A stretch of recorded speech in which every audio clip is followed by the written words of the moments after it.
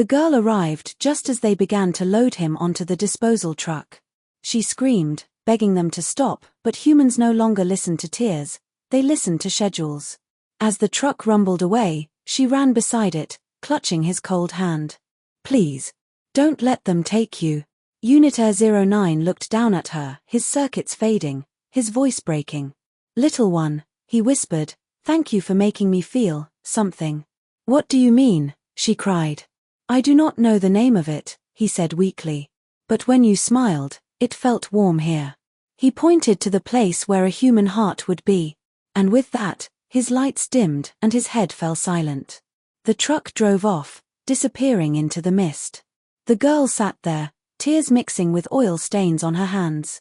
But when she looked up, she saw the sunrise, the same golden light Unit 09 used to describe when he told her stories. And for the first time, she smiled again. Years passed. The girl grew up and became one of the leading engineers in the floating city. And on the day she unveiled her latest invention, a new kind of artificial heart that could feel, she said one line that silenced the entire crowd. "This is not just technology. It's a promise. That even a broken machine can teach us what it means to be human." On the prototype heart's metal casing, engraved in tiny letters, were 3 words. "For Unit Air 09. And so, the broken robot's wish came true not through his own circuits, but through the compassion he awakened in another heart. Because to be human is not about blood or skin. It's about love, kindness, and the courage to feel even when it hurts. They say machines don't dream. They say robots can't feel. But maybe, just maybe, they can teach us how to remember what it means to be human." Unit Air 09 forced his body to move. Every motion screeched like a dying hinge. His arms trembled, his senses flickered, but he crawled toward the sound. And there he saw a young girl, maybe 9 years old, sitting beside the scrapyard gate. Her clothes were torn, her hands bruised. She was crying quietly into the night. Unit Air 09 scanned her face and spoke in his cracked mechanical voice. "Little one, why are you sad?" The girl gasped. At first, she was afraid, but then, seeing the robot's dull blue eyes, her fear softened. "My parents, they're gone," she whispered. "They said they'd come back from the upper city, but they never did." Unit Air 09 paused. His circuits tried to calculate an answer, but logic couldn't solve sorrow. So he just sat beside her. And for the first time in his existence, he didn't speak to perform a function, he spoke to comfort. "Would you like me to stay?" he asked. She nodded slowly. And that night, under a broken moon, a robot and a lost child found warmth in silence.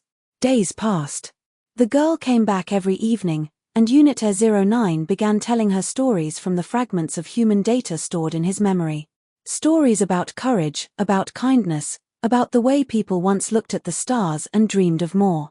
The girl would laugh sometimes, and Unit 09 would feel something spark inside, something that wasn't code.